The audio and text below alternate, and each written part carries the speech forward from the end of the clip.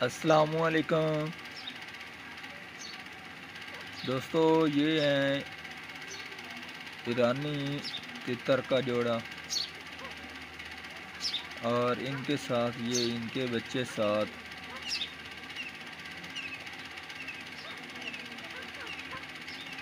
ये आप देखते हैं। ये मिट्टी में अपनी खुश्की दूर कर रहे हैं।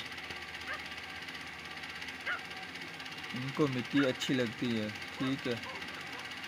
और ये बच्चों को भी मिट्टी में फ्रेश होने के लिए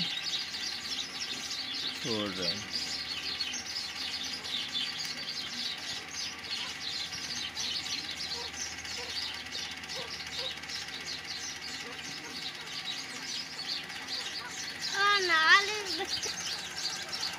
ये देखें, जिस तरफ इनकी माँ जाती है उसी तरफ ये सभी दौड़ जाते हैं और उनको बुलाती रहती है।